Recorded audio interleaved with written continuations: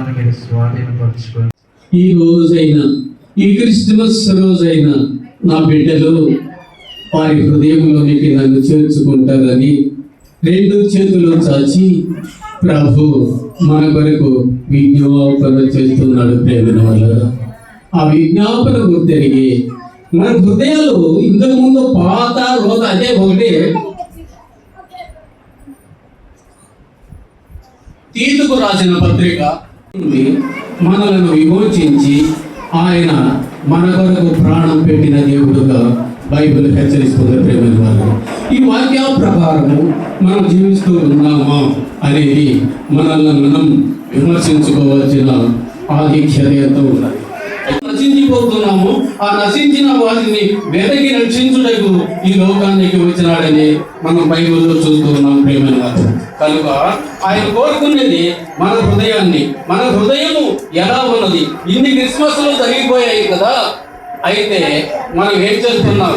మనం ఈ క్రిస్మస్ అయినా కూడా ఆయన్ని మన హృదయాల్లో పచ్చకుండా రెండుగా చేసేదానికి క్రీస్తుకు పూర్వము, క్రీస్తుకు శకము అని ఆ కాలాన్ని రెండుగా విభజించుటకు వచ్చాడు. ప్రేమైన వాళ్ళు మన మనస్సును ఆయన దయచేసి ఆయన మీరందరూ కూడా నేను చెప్పే వాక్యాన్ని జాగ్రత్తగా విని, నా మాటలను విని దాని ప్రకారంగా నడుచుకున్న వారు దీవించబడతారని కూడా మనకు హెచ్చరిస్తూ, మనకు నివసింప చేయుటకు మనము వాక్యానుసారముగా జీవించి ఆయనకి ఇష్టమైన ప్రజలుగా మనము తీర్చిదిద్దుటకు ఆయన ఈ లోకంలో అవతరించాడు. ప్రేమైన వాళ్ళ కనుక ఆ ఇష్ట ప్రకారంగా మనం జీవించి ఈ కొద్ది కాలంలో మనము దేవుని యందు నిరీక్షణ కలిగి జీవించాలి. జీవించకపోతే మనము క్రైస్తవ్యంలో ఉండి కూడా ప్రయోజనం లేదు. ఆ యొక్క నిత్య పరలోక రాజ్యానికి వారసులు కాలేము.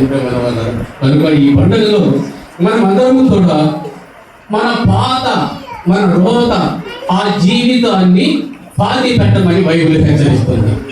ఎందుకంటే మన హృదయము ఆయనకు ఇష్టమైనదిగా మనం జీవిస్తే ఆయన మనకు సమీపస్తుడుగా ఉంటాడని బైబిల్ హెచ్చరిస్తుంది. ప్రేమ కనుక మనం అందరము కలిసి ఆ దేవుడిని ఆరాధించి మన హృదయాలు ఆయన ఇష్టపూర్వకంగా ఉండినట్లుగా మనము ఈ లోకంలో జీవించాలని దేవుని యొక్క అనుబంధాలు మనలో పెరుగుతాయి. ప్రేమ పెరిగి మన వెనకటి జీవితాన్ని త్రోసివేసి క్రొత్త జీవితము మొదలవుతుంది.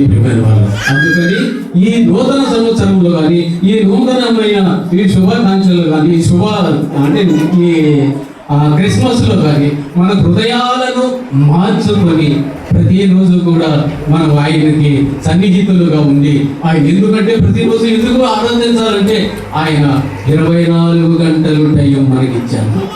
ఆ టైంలోనే మనం ఏదేదో పనులు చేసుకుంటున్నాం. ఆ 24 గంటల్లో 1 గంట అయినా దేవుని కొరకు ఖర్చు పెడుతున్నామా అని మనం ఆలోచన చేయాలి. ప్రేమంగా అయితే ఆ విధంగా ప్రార్థన చేసినప్పుడు ఈ భక్తులంతా, ఈ భక్తులంతా కూడా ఆయన ప్రార్థించి అనేకమైన అద్భుత కార్యాలు చేస్తారు. అయితే వారు చేశారు, కానీ మనం కూడా ఆ నడకలో నడిచినట్లయితే వాడవైనా నిన్ను నీవు తగ్గించుకొని జీవించినప్పుడు, దేవునికి సమర్పించినప్పుడు నీ హృదయం ఆయన నీ హృదయంలో ప్రవేశిస్తారు. ప్రేమైన వారు